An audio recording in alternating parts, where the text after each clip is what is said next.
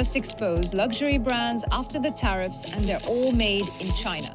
True or not, the allegations made by some of these TikTok creators could definitely prove to be detrimental to some of these luxury brands. I think that these Chinese manufacturers have done an excellent job at reading the room. They understood that there's basically a contentious relationship at the moment between luxury consumers and luxury brands. There has been an ongoing disconnect between what consumers are saying that they want and what luxury brands have been willing to give. I think this does have a lot to do with the economic market and the cost of living and people not having as much disposable income, which has really affected consumer behavior, especially in the Chinese market.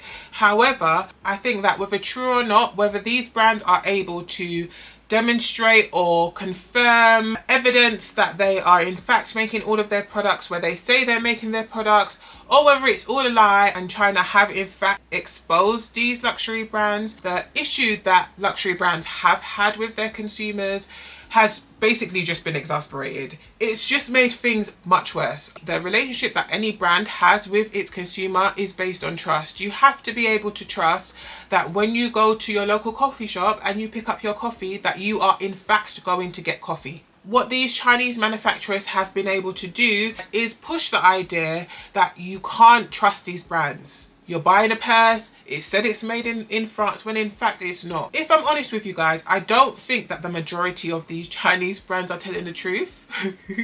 I think they're either not telling the truth or they're short-sighted, right? Because if I'm a Chinese manufacturer secretly making bags for Hermes, why would I want to tell everyone about that? Why would I want to tell everyone? I'd probably want to keep that relationship private. I've probably signed something to say that I have to, but outside of that, I'm probably going to keep it quiet so that I can continue having that business.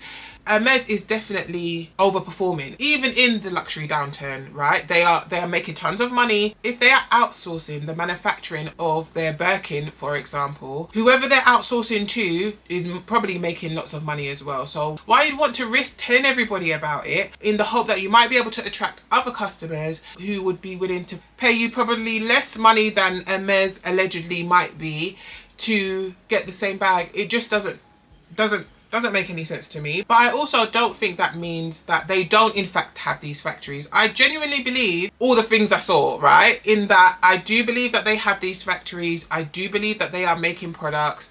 I think that they are making products for some brands, and I think the rest of it are counterfeit goods, super fakes. I'm not saying they're bad quality. I'm not saying that they're even not cute, right? But I don't think in most cases they are connected to the luxury brands. There have been a few reports that have estimated that about 70% of counterfeit goods are made in China. China's counterfeit industry has become increasingly sophisticated, flooding the market with fake products. The Nike Air Force Mid-Wheat replicas are now available. With the colder weather, we've made a thicker version for everyone. These shoes use imported materials, and the shoe label has passed all authentication checks. I definitely think they have an infrastructure that is created for making dupes, and not even like bad dupes, super realistic counterfeit goods. I think what these Chinese manufacturers have been able to do is execute a really good marketing plan, right? A very, very good marketing plan for those consumers who maybe want to be aligned with or associated with luxury brands, but don't have the income or don't have the desire to spend all of that money. Being able to see these factories, being able to see that these bags seem to be quite similar to authentic bags, being able to have a direct contact to the manufacturers for the Chinese manufacturers is great, right? Perfect, right? And China has actually reduced their visa requirements to allow for more people to come in to shop unrestricted. They're offering 13% cash back on any purchases from American citizens. And not only that, they're gonna give you 280 hours of visa-free entry into China to go shopping. There has been a real shift in the way that people perceive carrying counterfeit bags or fake bags. You know, it's definitely not as frowned upon as it was maybe 15 years ago.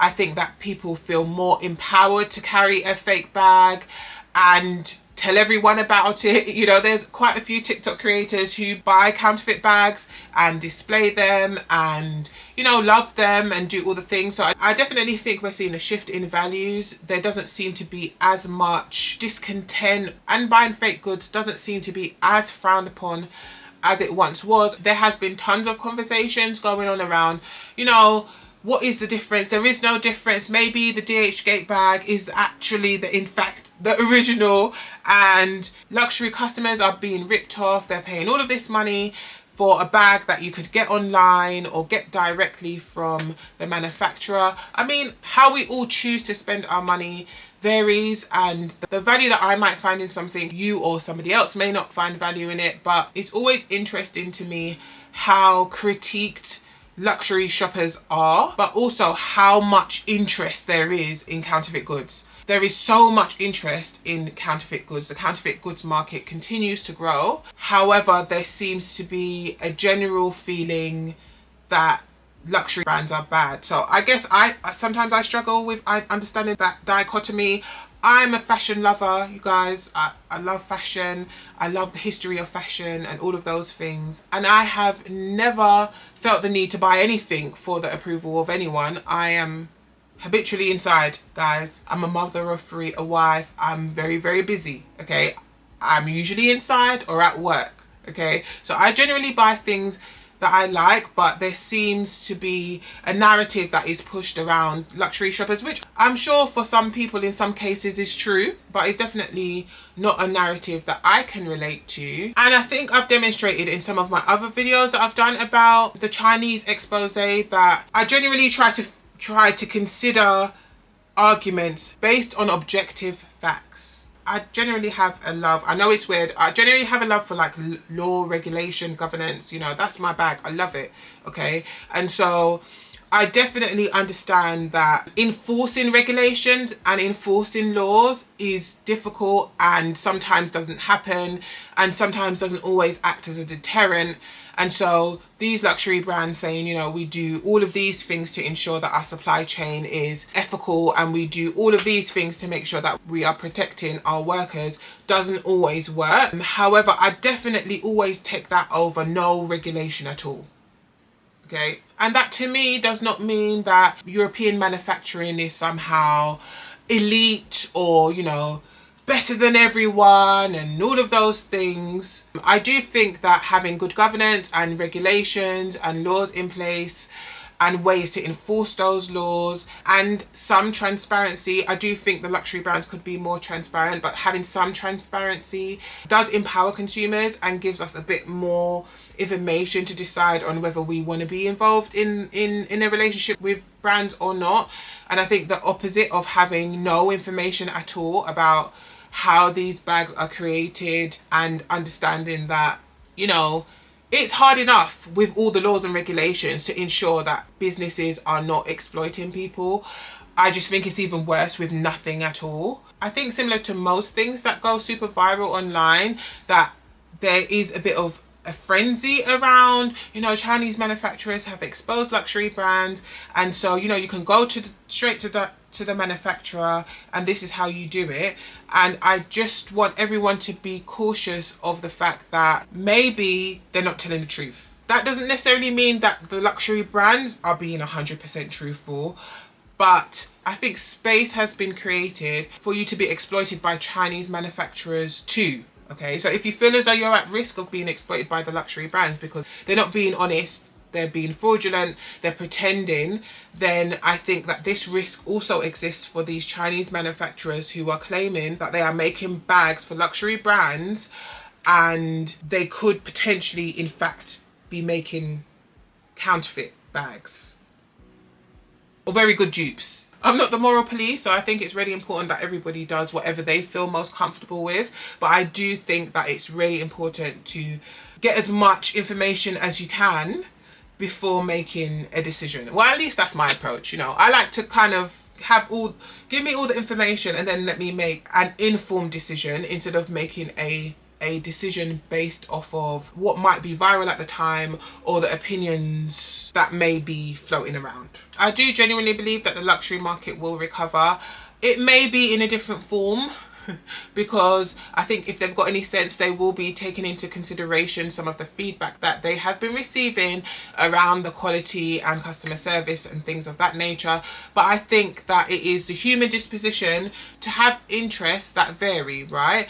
And just like there'll be a loaf, you can get a loaf of bread for 50p and you can get a loaf of bread for £3, right? But it's still a loaf of bread, right? There's going to be people who see value in buying the bread that's more expensive, and there's going to be people who don't see that value and want to buy the cheaper bread. I think there's always going to be a market for luxury shopping, and I think a good conversation that might be interesting to have whilst we're having the simultaneous conversation around Chinese manufacturing is why there is such an interest in the counterfeit market, right? If we're saying that luxury brands are not good, right? They're not doing a good thing. Maybe their products are not good, or they're boring, or whatever the argument is. And why is there this desire to be associated with these brands, even if it's with a fake? Let me know what you think about that down in the comments. I was also watching Kate Swan's video about buying during the dip, and she made a really good point. Guys, if you are still interested in shopping luxury, now is a good time to buy. I was on Vestiaire Collective the other day and saw loads and loads of really good deals. I think she's absolutely correct. I think if you have a wish list, if there are things that you have been wanting or thinking about buying, that whilst there seems to be less interest, it's definitely a buyer's market. It's almost like the housing market, right? When people aren't really in a position to buy, whilst everything's going down, maybe people have a bit more interest in counterfeits, or, you know, there's that conversation going on the side. That's a good time to get what you want. Okay, that's a good time to get what you want.